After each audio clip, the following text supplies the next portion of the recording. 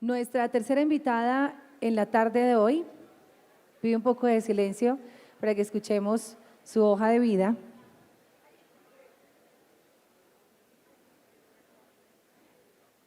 Es la doctora Miriam Sotwell, de Argentina. Su conferencia, La pedagogía de alternancia y democratización de la educación de jóvenes en Argentina.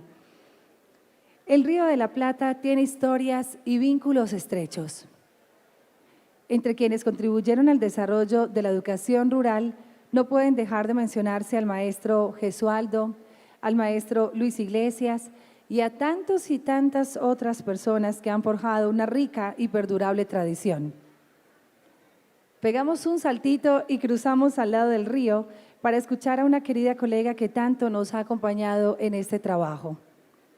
La doctora Miriam Sotwell es pedagoga, PhD por el Departamento de Gobierno de la Universidad de Essex en Inglaterra, magíster en Ciencias Sociales con orientación en Educación de la Facultad Latinoamericana de Ciencias Sociales Flaxo, Argentina, profesora y licenciada en Ciencias de la Educación de la Universidad Nacional de La Plata, Argentina. Actualmente es investigadora principal del Consejo Nacional de Investigación Científica, CONICET, y profesora titular por concurso en la Universidad Nacional de La Plata, institución en la que dirige el doctorado en Ciencias de la Educación. Fue también secretaria académica de Flaxo, Argentina, presidenta de la Sociedad Argentina de Historia de la Educación y autora de numerosos trabajos en temas de teoría, historia y política de la educación. Es compiladora y autora de libros recientes, Entre generaciones, Exploraciones sobre educación, instituciones y cultura, y La escuela y lo justo, ensayos acerca de las medidas de lo posible. También historias de las sensibilidades en la Argentina moderna.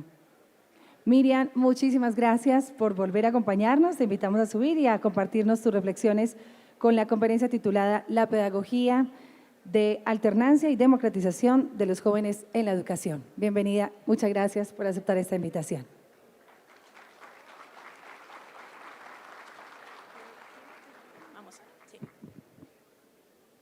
Yo soy bajita, así que el micrófono lo bajamos también. Muchas gracias, Viviana, por la presentación y por la calidez.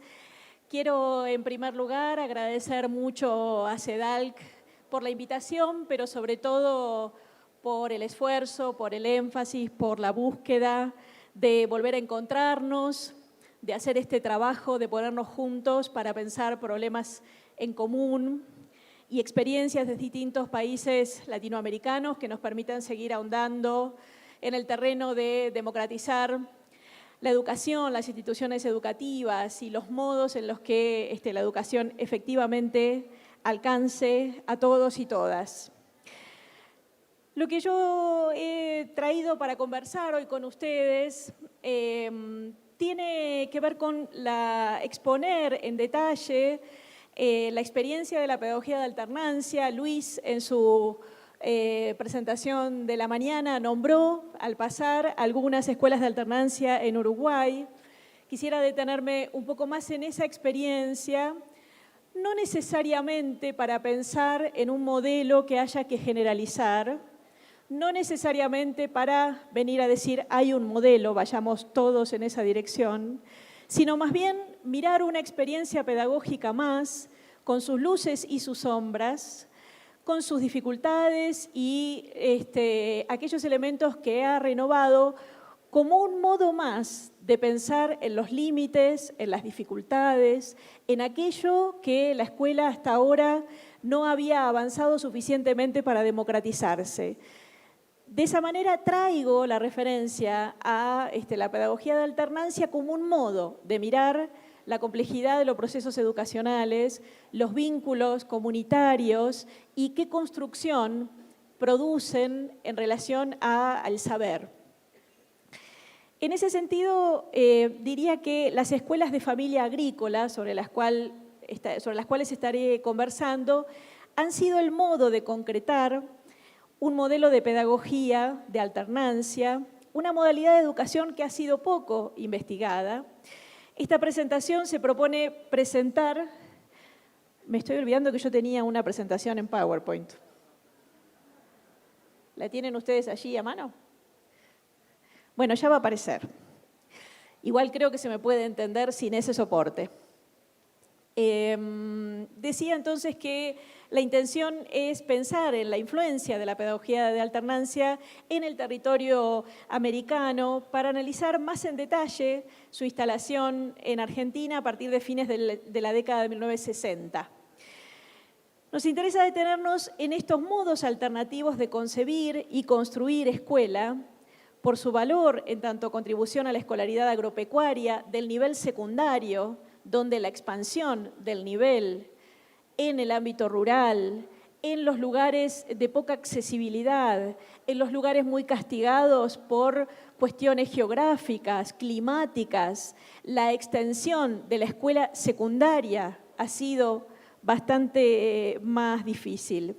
Por lo tanto, analizar esta modalidad alternativa de la escolaridad a partir del debate conceptual sobre la tensión entre lo particular y lo universal, que se expresa en ese modo diferente de concebir el enseñar y el aprender y revisar la hegemonía del formato escolar, ese formato que tanto conocemos, que tanto se ha expandido, que es nuestra referencia, que nos ha modelado la sensibilidad, la subjetividad y el cuerpo, pero al que también hay que interrogar respecto a que hay otros formatos para tener en cuenta y cómo además ese formato hegemónico ha dejado fuera de consideración aspectos sustantivos de la vida y de la escolarización.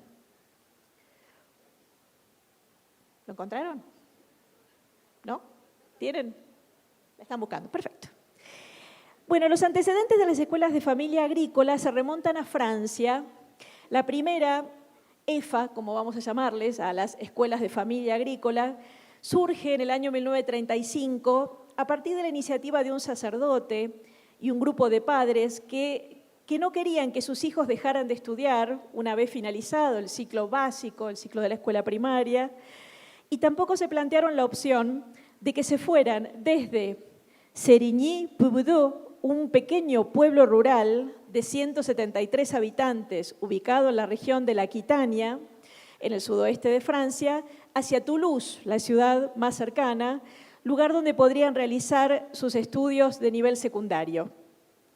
Allí, a un padre y su hijo de 13 años, desencantados por la experiencia que habían conocido de una escuela agrotécnica, donde vieron que la tecnología que se enseñaba no era acorde a la que usaban y necesitaban los pequeños productores, se les ocurrió que el sacerdote del pueblo podría enseñarles algunas disciplinas y de esta forma, y cito, pensar una idea educativa volcada al medio rural que permitiese a los jóvenes no privarse de su familia, de su imprescindible fuerza de trabajo, buscando la integración entre escuela, trabajo y familia. La pedagogía que mejor atendía a los intereses de una educación orientada para los hombres del campo sería la de alternancia. En el currículum propuesto había una valoración del mundo rural y de la realidad vivida por los jóvenes y sus familias. Fue así que el 24 de noviembre, estamos casi en un aniversario, el 24 de noviembre de 1935, 4 padres de hijos de entre 13 y 14 años iniciaban, junto al cura párroco de ese humilde pueblo de Francia, la formación humana e intelectual de 4 adolescentes. El sacerdote se ocupó de la enseñanza de la lengua, la matemática y la vida cristiana, y los padres se comprometieron a transmitir la formación agrícola. Desarrollaron juntos un modo de enseñanza que sería luego aquello que conocemos como pedagogía de alternancia. Esta propuesta les permitiría superar la dificultad de las distancias, evitar el desarraigo, la migración a la ciudad, conservar la relación con el medio rural y continuar brindando ayuda en las tareas productivas familiares.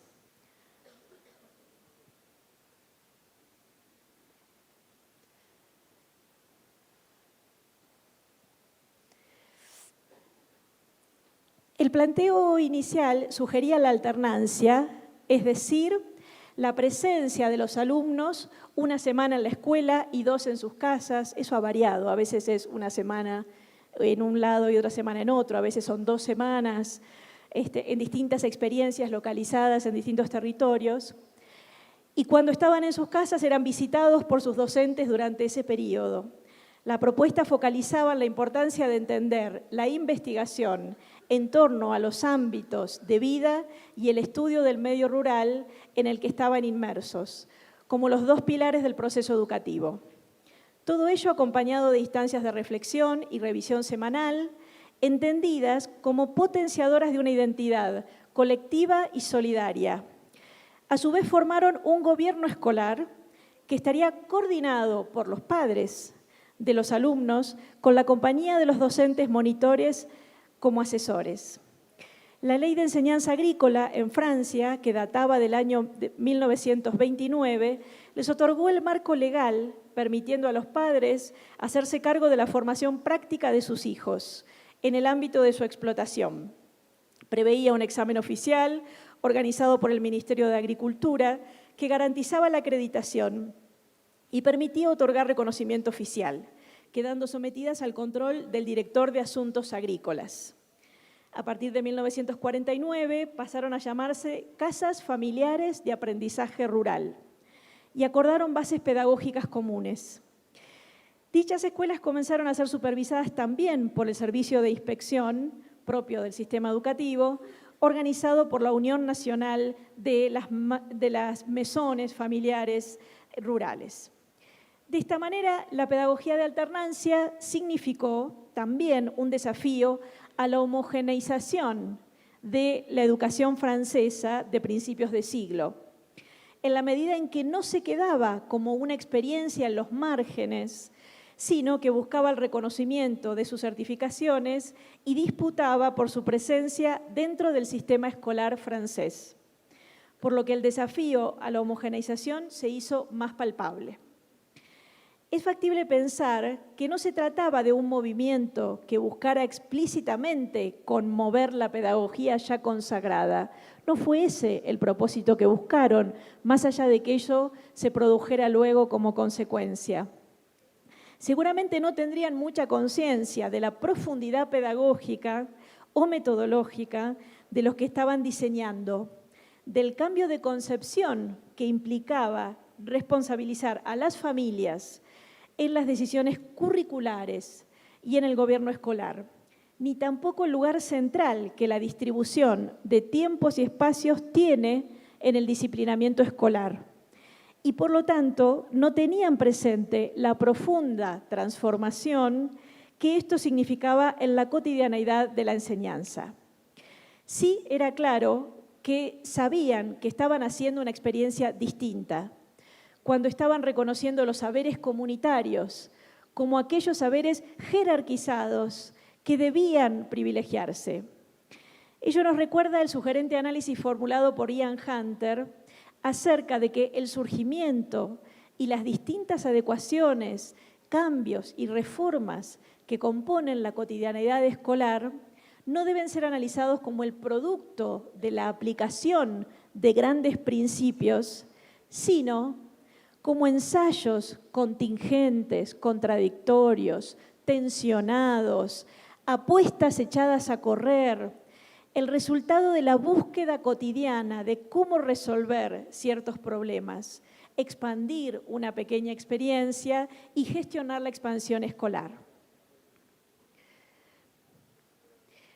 Fue así que a partir de 1960, luego de una reestructuración de la enseñanza en Francia, que las mesones familiares tuvieron amparo legal y fueron incluidas definitivamente en el sistema de enseñanza de ese país. A partir de allí se expandieron hasta llegar a ser 500 establecimientos con 40.000 alumnos. Ese grado de aceptación y expansión debe pensarse en relación con el hecho de que el sistema rural francés estuvo y está muy ligado a la educación agropecuaria. Y por ello, esta escuela entró en conexión con el extensionismo rural, con las organizaciones gremiales del sector y con los entes privados y oficiales de transmisión e incorporación de tecnologías de producción y comercialización agropecuaria. Incluso se afirma que muchos dirigentes rurales de Francia pasaron por la formación de las escuelas familiares, de las casas familiares rurales, las maisons, como les llamaban. Por otro lado, su expansión parece haber ido de la mano de una pedagogización del movimiento.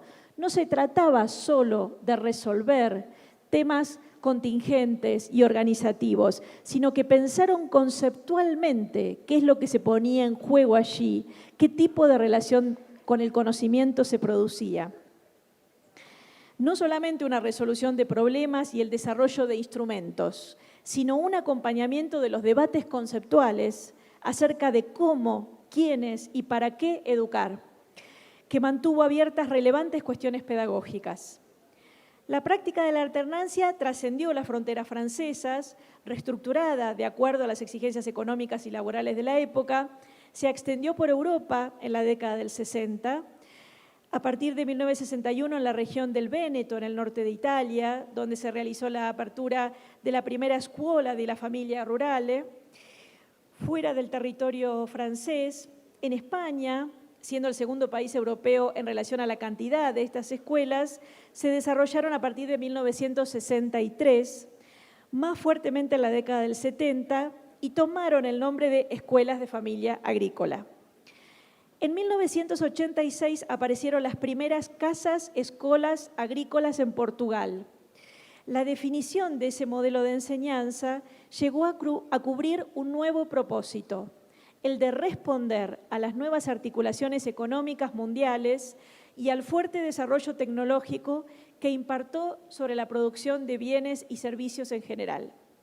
Las tensiones, problemas y adaptaciones que se habían planteado en el suelo rural europeo se expresaron también en los países de América Latina en la segunda mitad del siglo XX, como podemos caracterizarlo en torno a un abandono de las regiones agrícolas extendido en distintos países, un desánimo y un éxodo hacia las ciudades, un modelo económico urbano, industrial, basado en el capital, la industria y el latifundio, girando hacia una integración entre campo e industria moderna, privilegiando a la gran empresa, suprimiendo de esta forma una agricultura con base en la pequeña producción, pues esta no generaba importantes diferencias lucrativas y tampoco atendía a los requisitos de la exportación. En ese contexto se rompía el equilibrio de la dinámica de producción de las pequeñas unidades familiares. El desarrollo de las escuelas de familia agrícola en América Latina empezó a finales del año 60, al principio en Brasil y seguidamente en Argentina, para culminar en los años 70 en Uruguay. El origen de las experiencias varió de país en país, aunque en general puede decirse que la presencia de la cooperación europea fue determinante. Es el caso de Guatemala, México, Panamá, Brasil, Paraguay, Argentina y Uruguay, que contaron con el apoyo de las maisons rurales francesas, mientras que la Escuela Familia de Chile y Venezuela estuvieron apoyadas por España. En la década del 60, el religioso Humberto Pietrogrande, en la misión jesuítica de la región agrícola al sur del estado de Espíritu Santo, en Brasil, se encontró con una situación de empobrecimiento de comunidades agrícolas cuyas familias se planteaban el abandono de sus parcelas y lugares de trabajo. Implantó allí la experiencia de las maisons familiares rurales en Brasil, particularmente en los municipios de Aquieta, Alfredo Chávez, Icoña, Piumá y Río Novo do Sul. En el estado del Espíritu Santo recibieron el nombre de escuelas de familia agrícola. Para impulsar también ese proyecto se creó el Movimiento de Educación Promocional de Espíritu Santo, que fue fundado en 1968. Para el caso de la Argentina, se destaca que si bien ya en 1923 se habían organizado escuelas orientadas a la educación de los hijos de los colonos, recién, hacia fines de la década de 1960, bajo un ímpetu por acercar la educación a los productores agrarios, la experiencia francesa de la mano de los sectores eclesiásticos, en especial el movimiento rural católico, comienza a hacerse fuerte dentro del sector rural en el norte de la provincia de Santa Fe. A fines de 1968, Jean Charpentier, un funcionario de la Unión Nacional de Maisons Familiares de Francia, visita la Argentina y expone sobre las oportunidades de la pedagogía de alternancia en el Ministerio de Agricultura y Ganadería de la provincia de Santa Fe. A partir de esa visita se concreta una pasantía en las escuelas de alternancia de familia que realizan el ingeniero Oscar Aloati y el profesor Gerardo Bacalini en 1969. Bacalini dejó un testimonio de por qué fue factible que esa experiencia creciera en su zona. Dicen sus testimonios, se conjugaban varios factores favorables. Eran años activos, los años 70, trabajábamos en una provincia muy propicia como Santa Fe, de rica tradición rural y educativa. El norte santafesino, con epicentro en la ciudad de Reconquista, era una caldera de proyectos de desarrollo. Un obispado abierto y progresista, con un trabajo social intenso, una juventud ruralista activa y participante, y con sacerdotes comprometidos, en un movimiento cooperativista desarrollado, un empresariado rural con una visión social trascendente, maestros creativos e innovadores. La experiencia argentina con este tipo de escuelas tuvo el especial impulso que le dio el hecho de que Charpentier, hijo de agricultores, militante del movimiento rural católico autodidacta, encargado de promover escuelas de alternancia en África y América Latina, se instaló en la Argentina, en la ciudad de Reconquista. Lo hizo además junto a su esposa, que era quien se ocupaba de la formación de los docentes de las escuelas de familia agrícola.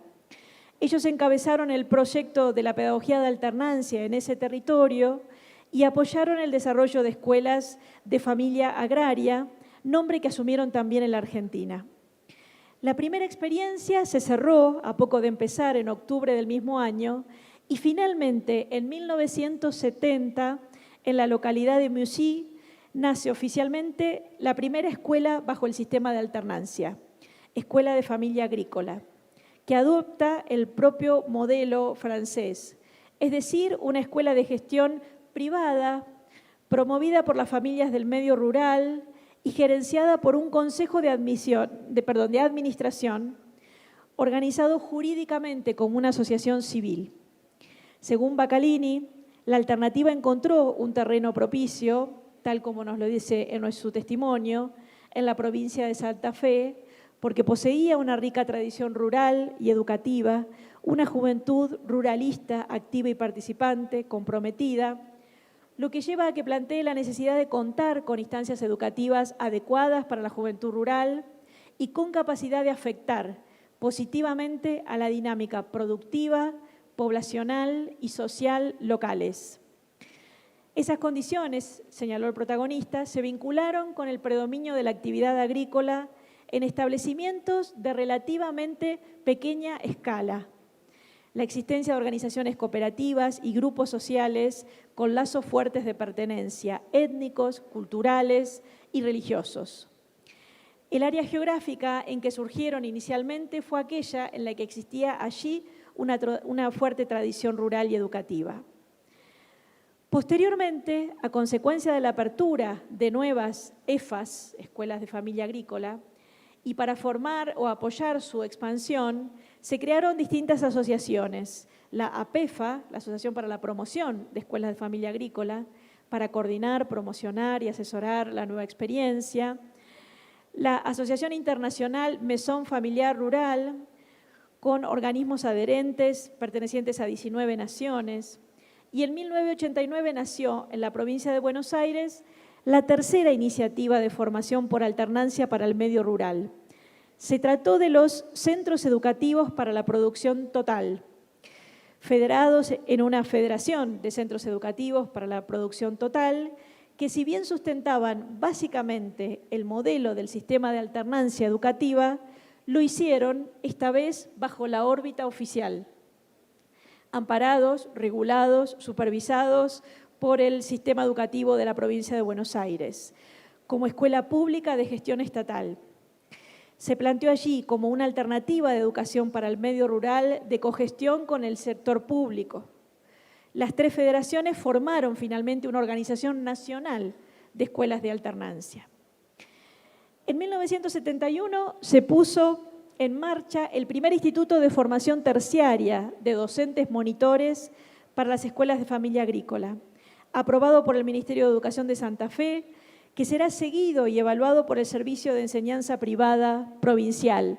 Es decir, esta experiencia que nace en un terreno comunitario, albergado más bien en su relación con organismos vinculados a la agricultura, va paulatinamente siendo parte, entrando en diálogo, siendo regulado por el sistema educativo. Y por lo tanto, ese sistema educativo, en ese diálogo, tiene que estar mirando esas experiencias, qué traen de nuevo esas experiencias, qué proponen, de qué modo procuran resolver problemas de larga data, qué experiencias valiosas en ese sentido traen.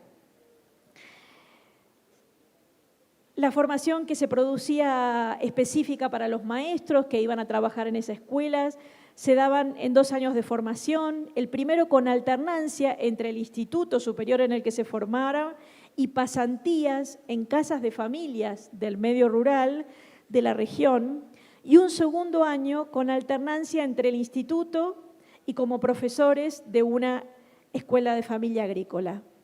La evaluación de los candidatos la realizaban los docentes del instituto y la familia que participaba de la pasantía. Otorgaba el título de monitor polivalente y esta participación familiar invertía de manera significativa la relación docente-familias incluida en la escolaridad tradicional. Las familias que habían sido o bien raleadas o bien su vinculación se había dado con cuentagotas o solo para actividades puntuales, en ocasiones, muchas veces mirando que su desarrollo cultural, sus formas de vida, su vinculación con el mundo no era aquella que la escuela tenía que transmitir, de pronto pasan a ser un interlocutor que tiene cosas para decir de ese espacio formativo. Muy bien, ¿cuáles fueron las concepciones y los medios pedagógicos que pusieron en juego para concretar, construir pedagógicamente esta experiencia? El modelo pedagógico que se desarrolló a través de estas experiencias se apoyaba en la creencia de que se debía educar en los valores del mundo rural. Entre otras filiaciones, las EFA fueron herederas de la experiencia de las escuelas para la vida, impulsadas por el pedagogo de Crolí, Ovid de Crolí, también influenciadas por el personalismo de Manuel Munier y posteriormente nutridas con debates propuestos por Stefanini, de la escuela clásica gestionada por los padres, del vínculo inescindible entre teoría, reflexión y acción, con énfasis en la interrelación entre la reflexión teórica y la intervención más práctica, que supone el mundo del trabajo manual. La alternancia implicó un cambio en el patrón de la continuidad temporal, un rasgo muy sustantivo del dispositivo escolar moderno, que en buena medida construyó modos de disciplinamiento, de socialización, de vinculación entre nosotros, con el conocimiento, con los superiores, a través de diagramar y sostener a rajatabla determinados usos del tiempo y del espacio. Estas experiencias desacomodan por completo ese uso del tiempo y el espacio. Asimismo, la alternancia se estableció entre el centro de formación, la familia, la explotación rural, el medio de vida comunal, parroquial, profesional y asociativo. El vínculo de las familias con la institución fue estrecho y se desplegó en distintos aspectos de la vida institucional. El más significativo fue que las familias formaron parte de la definición curricular en la enseñanza de algunos de los saberes más jerarquizados de la comunidad. Otro aspecto relevante de la participación familiar fue su inclusión en la toma de decisiones en el Consejo de Padres, que se reúne por lo general cuando cierra el periodo de permanencia en la escuela, el último día de la semana, y allí evalúa lo realizado en esa semana y se reflexiona sobre las cuestiones concretas de la vida de la escuela. Allí las familias han tenido un significativo poder de decisión sobre las actividades escolares y que tienen responsabilidades jurídicas y económicas ligadas a asegurar condiciones edilicias y de equipamiento. Son las familias quienes tienen siempre la mayoría en el Consejo de Administración. Sus responsabilidades también alcanzan a las articulaciones políticas para integrar la escuela a la comunidad y relacionarla con otras instituciones de la zona y la región, y pedagógicas, porque tal como hemos dicho, participando de la toma de decisiones sobre la definición curricular junto con el equipo docente. Este solo aspecto de las familias tomando parte de las decisiones del currículum da para una enorme discusión sobre las implicancias de lo que implica el currículum y la decisión que tiene que ser trascendente de lo particular y tiene que pensar en lo colectivo, en aquello que son saberes valiosos para que sean transmitidos a todos y todas. Ya este solo aspecto, bien distinto a cómo se ha organizado el sistema educativo tradicionalmente, por mucho que se ha pensado democratizar, donde las familias no tienen injerencia, a veces son vistas inclusive en la historia, pero también en el tiempo presente, como una influencia que más vale dejar lejos de la escuela. Aquí esa relación se invierte por completo. Y esto en sí mismo es un terreno de una enorme discusión, porque volver a pensar la escuela pública, la escuela que piensa en lo común, en lo colectivo, en lo que debe ser patrimonio de todos, efectivamente tiene que ser pensado como un terreno supra, como un terreno en el que está más allá de las influencias y las decisiones y las cosmovisiones particulares. Asimismo, este aspecto envuelve claroscuros, polémicas y tensiones en torno a la propiedad de las escuelas que ha explorado muy significativamente Elsie Rockwell a través de muchos de sus trabajos respecto a esas escuelas y las formas de encerrarse y quién tiene la llave de la escuela y las tensiones acerca de quién es el propietario de la escuela, si la comunidad, si el Estado, etc. También la participación de las familias incluye el hecho de que en ocasiones son algunos de los padres los que dictan las clases, no de conocimientos marginales, sino de los conocimientos específicos referidos al oficio agropecuario. Por otro lado, frecuentemente en las poblaciones pequeñas, la escuela es de los pocos organismos que representan lo público y la existencia de formas reducidas del Estado, algo de la presencia social, la significatividad social que decían Luis a la mañana, tiene que ver con este lugar de ser la referencia. La escuela es el lugar donde se hace la feria campesina, donde se reúnen los distintos consejos, donde los agrupamientos se conforman allí, donde se comercializa, etc. Es el enclave del Estado en esas pequeñas comunidades. Por ello, la escuela es sede y referencia para las diversas actividades comunitarias y un lugar al que se vinculan también los exalumnos y otros adultos para la actividad técnica y cultural en el marco de la formación permanente. Las concepciones de las que parten las organizaciones que impulsan esta modalidad de escuela incluyen la valoración de la variada riqueza cultural dada por los pueblos originarios y los pequeños productores campesinos. Asimismo, se busca darle valor educativo a ese acervo cultural tradicionalmente poco valorado por el modelo educativo hegemónico. Asimismo, se ha planteado el compromiso de docentes y alumnos de analizar la realidad en la que se vive, colaborando con el enriquecimiento de la comunidad. Se retoman aquí algunos principios de la pedagogía de Paulo Freire en relación con la importancia de superar la antinomia educando-educador y la contraposición del saber popular y el saber científico. En suma, los aspectos más originales y característicos de este tipo de escuela lo constituyeron la responsabilidad real de los padres y las comunidades familiares en la gestión de la escuela y su involucramiento en la formación de las alumnas y los alumnos. Un modelo de formación en alternancia entre periodos estructurados en una sucesión de momentos divididos entre la escuela y el ámbito socioprofesional. Una pedagogía que se extendió al desarrollo global de los jóvenes como modelo de formación en alternancia entre periodos estructurados en una sucesión de fases divididas entre la escuela y su primera chacra, un involucramiento continuo y responsable en la vida de la comunidad local, a cuyo desarrollo la EFA contribuye de manera concreta con un conjunto de iniciativas culturales, promocionales y asociativas.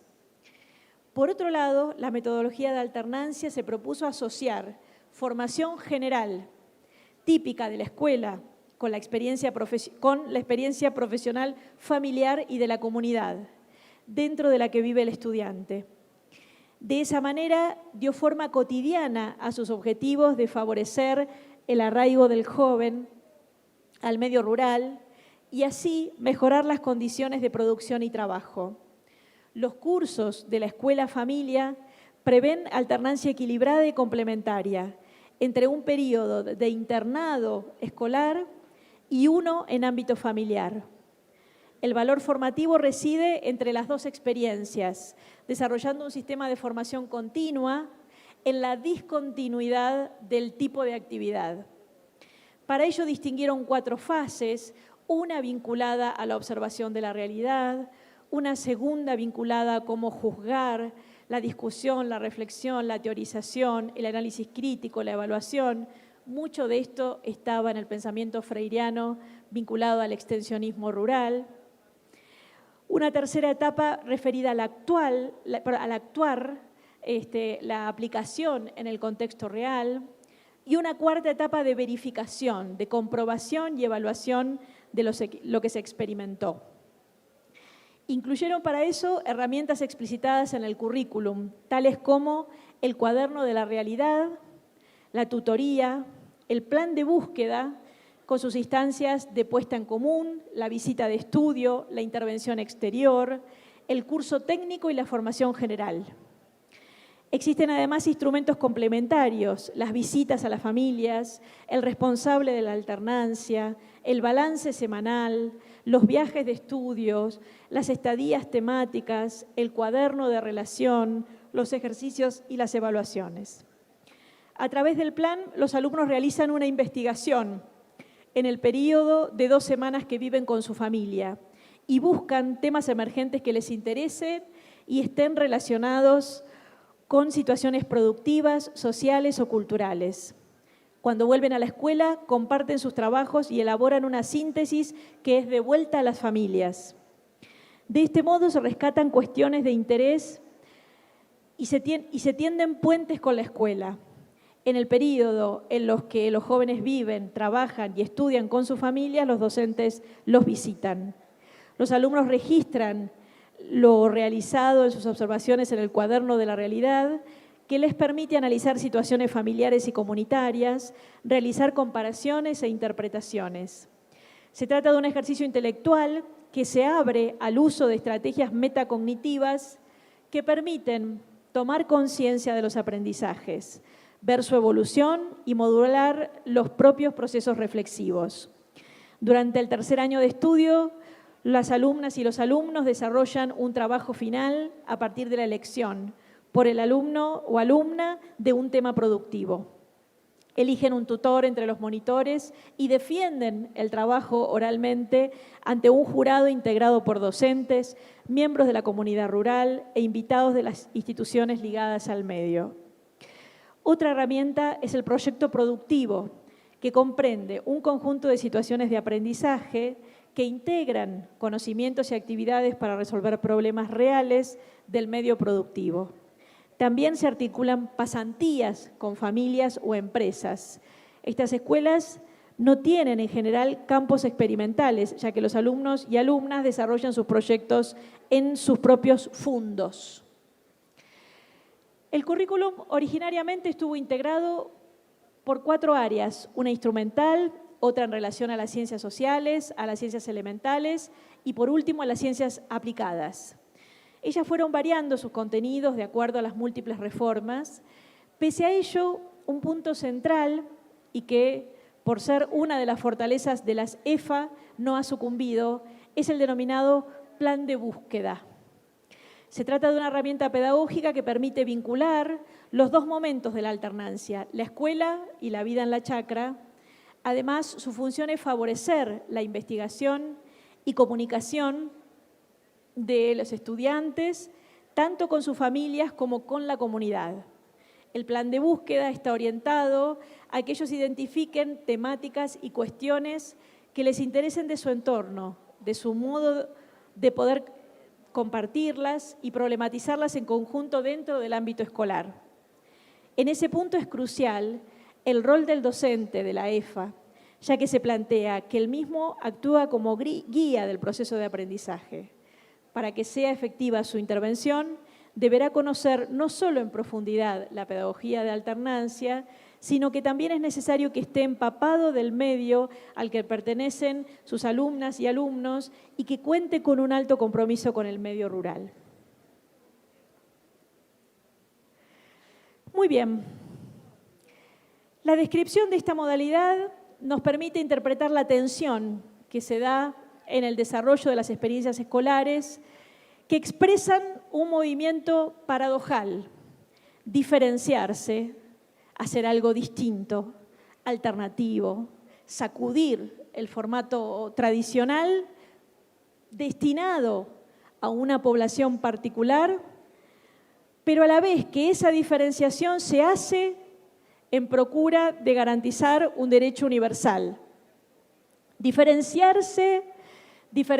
el modelo de formación, las características de las instituciones, para que todos y todas puedan efectivamente tener la formación secundaria, que además es ahora obligatoria, mayormente en el territorio latinoamericano. Y por lo tanto eso está diciendo que la escuela está entendiendo que el fracaso, esas trayectorias interrumpidas, ese fluir en el que los alumnos entran pero no terminan la escuela, sino que la abandonan antes, tiene que ver con las características que el formato de escuela tiene. Ya no concentrarse en decir el problema es que los estudiantes no están motivados, no quieren, no les interesa, que el nivel anterior no los formó, que las familias no acompañan, que etcétera, etcétera. Entienden que el obstáculo para expandir efectivamente la escolarización secundaria como derecho está en el formato de la escuela, que el formato tradicional de la escuela es en sí mismo un obstáculo para esa universalización y por lo tanto atienden allí a modificar ese formato. Y cuando digo formato, digo qué tipo de relación con el conocimiento produce, cuál es el conocimiento valioso, quiénes son los poseedores de ese conocimiento valioso, quiénes tienen la legitimidad de transmitirlo, de opinar sobre ello. Todo eso está conmocionado en estas experiencias. Hay allí otro modo de articularse con el significante igualdad, desordenando el formato tradicional para habilitar que se posea las mismas certificaciones y a través de ellas el derecho de lo que tiene la población entendida en términos genéricos. Podríamos decir que se produce allí una operación que pone a la propia institución frente al imperativo de transformarse a sí misma en procura de la igualdad de derecho y de capacidad, que se diferencia en el trayecto que hace recorrer, pero sin dejar de ofrecer un punto de llegada común. En esa búsqueda la diferenciación no está siendo puesta en el sujeto que reúne determinadas condiciones particulares, sino en la institución educativa que debe desarrollar estrategias distintas para alcanzar un derecho común. Nos preguntamos si estos nuevos formatos democratizan la experiencia escolar. Es una pregunta abierta, es una pregunta que siempre conviene tenerla abierta, volver sobre ella. Las escuelas descriptas parten de demandas insatisfechas y desarrollan estrategias destinadas a grupos particulares para garantizar un propósito universal del cumplimiento de derecho a la educación. Eso no significa perder de vista que las respuestas ensayadas abren otras tensiones y construyen también otras exclusiones. Lo hace, por ejemplo, cuando se plantea el carácter excluyente de ser productor campesino para asistir a una escuela de familia agrícola, criterio por el cual hemos visto algún caso de alguna escuela de estas características que está más o menos próxima a una ciudad y que a veces jóvenes del ambiente un poco más urbano buscaban acercarse a esas escuelas porque valoraban lo que estaba sucediendo allí y, sin embargo, el hecho de no ser parte de esa comunidad no les abría la puerta. Por otro lado, las CEFA tienen como preocupación evitar el desarraigo y la formación y experimentación en otro tipo de saberes y formas de vida que habiliten tomar distancia a las alumnas y los alumnos de su comunidad de pertenencia. En esa lógica, la posibilidad de que la escuela amplíe la perspectiva de transitar, conocer y explorar otras comunidades y dinámicas culturales es vista como un rasgo negativo e inclusive como un fracaso de su propio funcionamiento. Hay allí, y aquí hay otra tensión, un estrechamiento, un reduccionismo de la noción de comunidad donde lo local, lo circundante, se transforma en el mundo de pertenencia, inhabilitando o dejando de promover el tránsito por otras experiencias y contactos culturales. Una comunidad se define como tal mediante la concreción de una unidad entre un grupo de personas que definen y comparten un nosotros, principio sobre el que se sustentan su identidad.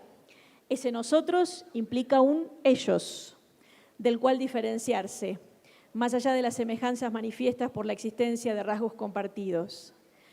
La cuestión planteada por las dinámicas comunitarias pone en cuestión los procesos mediante los cuales se construyen las diferencias, principalmente las motivaciones asociadas a ese proceso y las consecuencias derivadas de formar parte de un grupo de iguales. En algunos casos, la comunidad puede implicar la ausencia de confrontación entre sus miembros, excluyendo la negociación y suponiendo la existencia de las mismas motivaciones y valores. En otros, el peso puesto sobre las diferencias concluye en el enfrentamiento y expulsión de quienes se parezcan más a otros del ellos, en una operación que define polos y en la dirección contraria, algo del orden de aquello de lo que se debe tomar distancia. Es así que la delimitación en torno a lo local plantea una paradoja, ya que si bien fortalece a los sujetos en sus localizaciones cotidianas, en sus comunidades, en sus ámbitos de pertenencia, también ata horizontes a los límites de lo próximo. Si lo local aparece limitado a los recursos disponibles en el territorio, se convalidan las realidades contextuales y los circuitos educativos desiguales en términos de la producción de capacidades sociales y culturales. En el proceso de localización, las instituciones se adaptan a y reciben demandas de la realidad circundante, pero también configuran, las arman, las construyen, contribuyen a formar aquella comunidad de referencia. Así construyen un mapa sobre lo próximo, sobre lo posible, sobre lo deseable, sobre las demandas y las expectativas. Por otro lado, no debemos dejar de decir que el escenario local contiene potencialidades para romper con identidades y prácticas injustas y totalizantes de constitución de la vida social. No obstante, la participación encerrada en los muros del territorio y fundada únicamente en las solidaridades próximas corre el riesgo de acotar los problemas, los temas e intereses de los sujetos a la esfera de lo micro. Y para terminar, podríamos decir, a partir de la existencia del canon hegemónico de la escuela secundaria, esta prevaleció como un formato dominante e imagen social de lo que es una escuela. Se suele apelar a ella como la referencia universal con la que se confronta experiencias que son calificadas como particulares o particularistas. Sin embargo, tal como la teoría social nos ha enseñado, debemos recordar que lo universal es el símbolo de una plenitud ausente y lo particular solo existe en el movimiento contradictorio de afirmar una identidad diferencial y al mismo tiempo de anularla a través de la inclusión en un medio no diferencial. Por ejemplo, quienes están comprometidos en una lucha de reforma interna o de marco institucional buscan que esos modos de percibir no se queden en una relación marginal, sino que disputen en ese espacio hegemónico. Si la democracia es posible, es porque lo universal no tiene ni un cuerpo ni un contenido necesarios. Por el contrario, diversos grupos compiten entre sí para dar a sus particularismos una función de representación universal. En esa búsqueda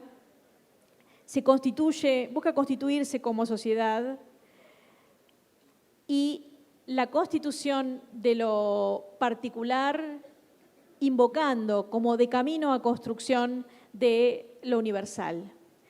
En ese punto hay una serie de aspectos que hacen pensar que los formatos alternativos, como este que hoy presentamos, no son solo la afirmación de una particularidad, sino que ponen en evidencia algunas insuficiencias y exclusiones del modelo escolar tradicional y golpean a su puerta con algunos ensayos diferentes que, por supuesto, no están exentos de relaciones de poder y de exclusiones.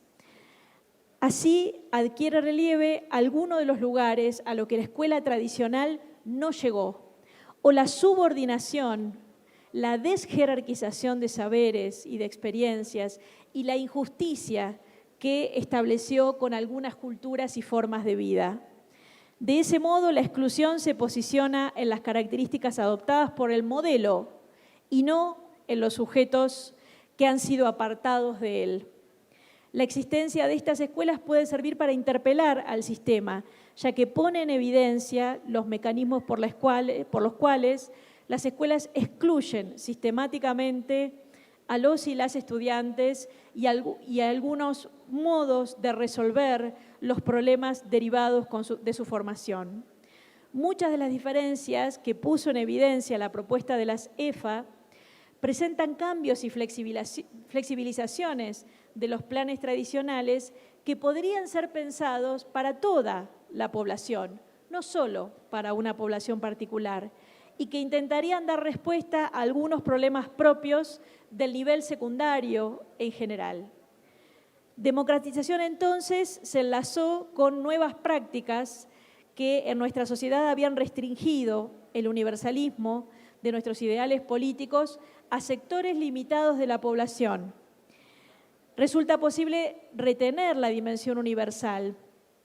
Sería un error suponer que la interacción entre los formatos, las nuevas experiencias emergentes, no tiene ningún efecto entre ellos.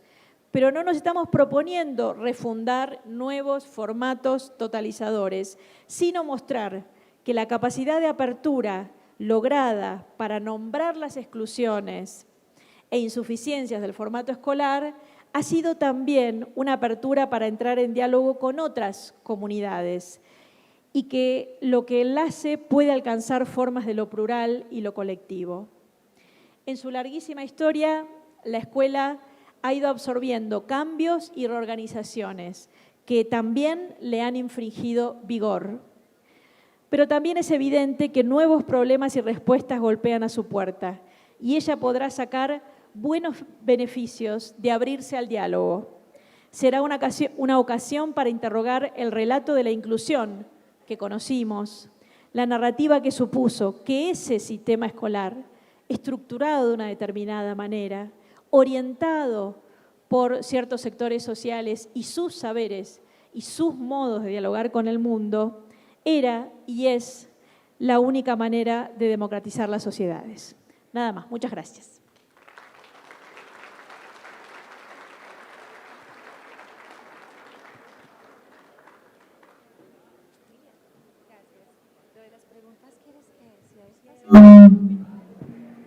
Muy bien, agradecemos a la doctora Miriam y quienes deseen algunas preguntas, tenemos unos 10 minuticos para dar espacio a las preguntas. Si nos alcanzas allí, el micrófono. ¿A dónde?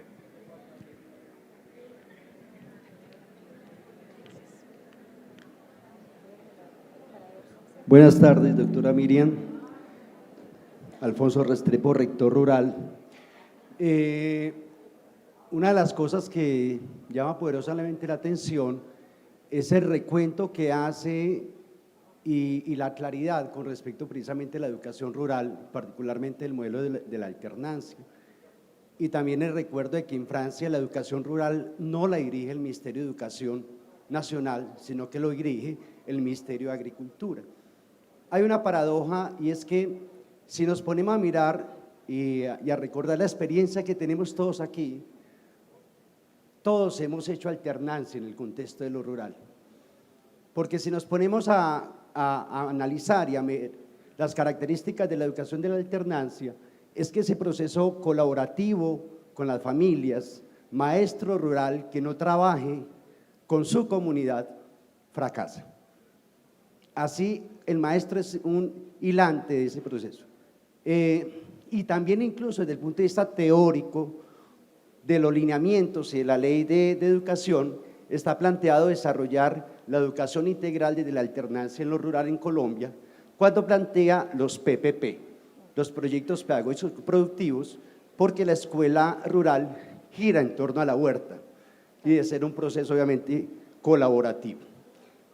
Me surge una pregunta y es, si ha sido tan significativo el fundamento de las escuelas de la alternancia en Argentina, ¿por qué se han dejado prevalecer por la educación tradicional, graduada, urbana, sabiendo que eso da identidad y da fundamento y que exteriormente vemos que Argentina tiene un muy buen arraigo de su personalidad, su nacionalidad, pero hay mucho desafuero o hay más bien mucho desencanto o desconocimiento acerca de lo rural en Argentina, porque esas propuestas tan importantes de significatividad de lo rural se ha dejado la escuela tradicional dominar, a pesar incluso del fundamento y el dominio conceptual y metodológico, porque en Argentina también tienen una gran ventaja que no tenemos en Colombia. Es que aquí en Colombia los maestros no sistematizamos y no hacemos, apenas ahora está entrando la universidad, apenas está entrando la sistematización de los procesos, del proceso pedagógico que se hace. Pero ¿por qué se ha dejado dominar, sabiendo que de la pedagogía de la alternancia en Argentina ha sido tan importante la consolidación de la democratización de las comunidades? Sí, yo decía al comenzar que son experiencias bastante poco conocidas, bastante poco estudiadas, aunque son escuelas que siguen funcionando, que han tenido distintos momentos de consolidación. En el cierre del siglo XX hay un momento de expansión, se crean nuevas escuelas de familia agrícola. En el comienzo de los 2000 también, el impulso de la obligatoriedad de la escuela secundaria también les da un empuje, pero es cierto que al momento de eso uno dice, bueno, ¿cómo es la escuela secundaria en Argentina? La descripción que rápidamente ofrecemos es la escuela urbana, etc. Eso en un punto debe tener que ver con un desconocimiento de que estas experiencias se conocen poco, por supuesto que son menor cantidad que las escuelas que funcionan con características más tradicionales en las ciudades, son menos, igual son muchas, y han sido después de décadas, el único modo en el que jóvenes que viven en lugares aislados de montaña o en condiciones climáticas que los mantienen aislados en determinados momentos del año, pero que además son la fuerza de trabajo de sus familias, han podido quedarse en sus lugares, seguir participando de la producción de la economía familiar y a la vez continuar estudios secundarios que luego les dan cabida a estudios superiores. Yo creo que en un punto hay allí efectivamente una cuestión, y es que cuando uno habla de escuela, el modo que tiene de reconocerse, qué es lo que hace de una escuela, las características son aquellas vinculadas al formato tradicional. Y si bien en los últimos años se han ido desarrollando formatos alternativos, pero también otros, incluso otros en el espacio urbano, todo el tiempo esas experiencias es como que tienen que pedir disculpas de no ser como la escuela tradicional, porque la imagen social, la consolidación de ese modelo hegemónico dice que escuela secundaria es el equivalente al bachillerato tradicional de 12, 13, 15 asignaturas, con una jerarquía de saberes donde aquellos vinculados a las artes liberales son las que tienen una predominancia por sobre otras. Ese modelo tiene una pregnancia y una perdurabilidad tan fuerte que finalmente aquello que se distinga de ese modelo parece que ya no es una escuela o es una escuela de menor valor.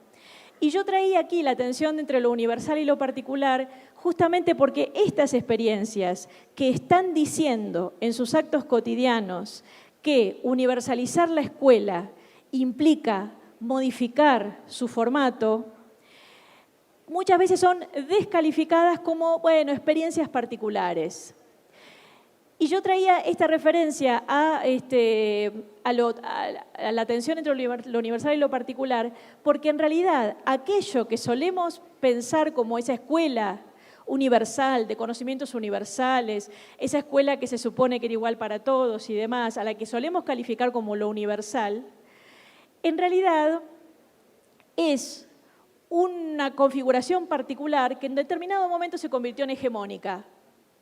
Quiero decir, con la historia de la educación hemos aprendido que la historia de la escuela es en buena medida la historia de los sectores medios, de la burguesía, si queremos expresarlo de esa manera.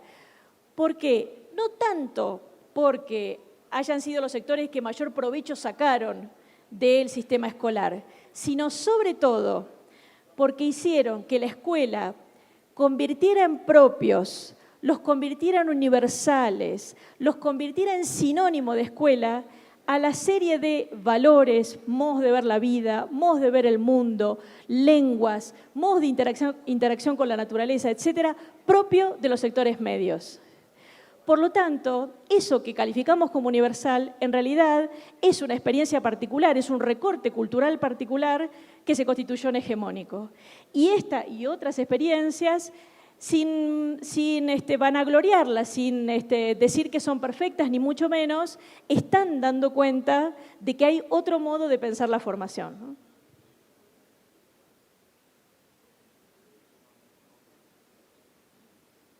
Allá hay otra pregunta.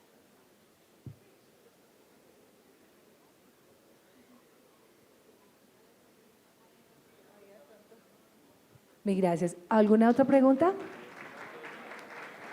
Una más.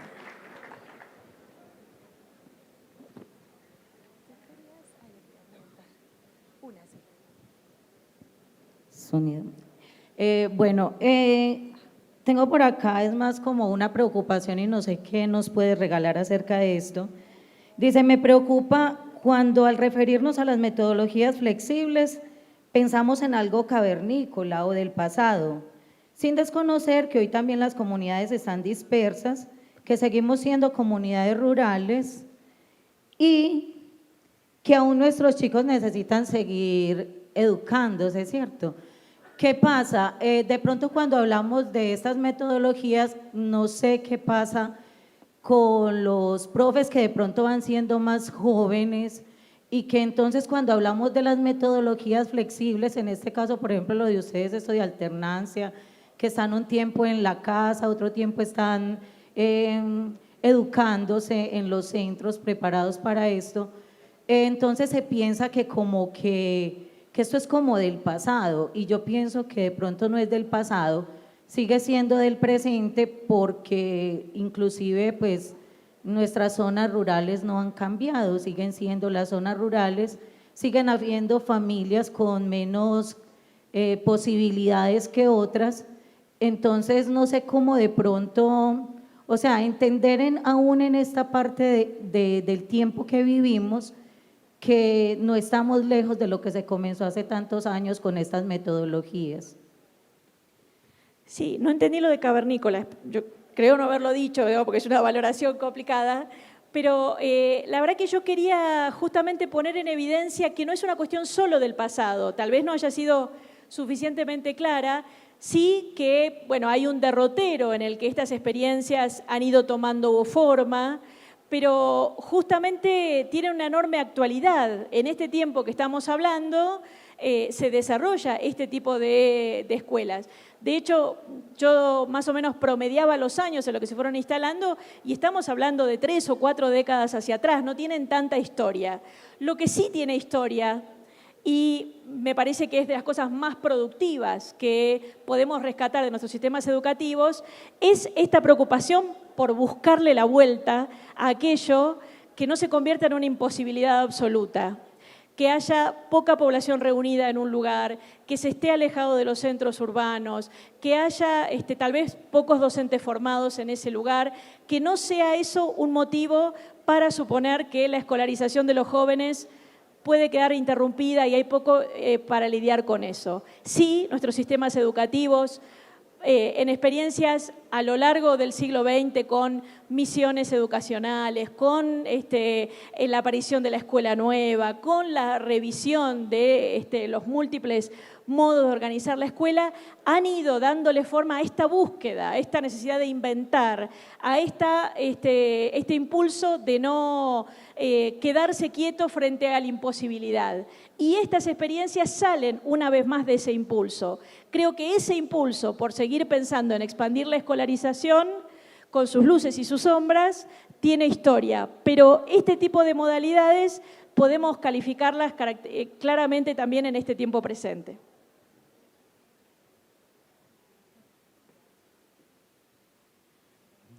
Nuevamente agradecemos a la doctora Miriam Southwell por su presencia, nuevamente gracias por el apoyo siempre con CEDAL, con Flaxo y pues obviamente por habernos acompañado en esta tarde.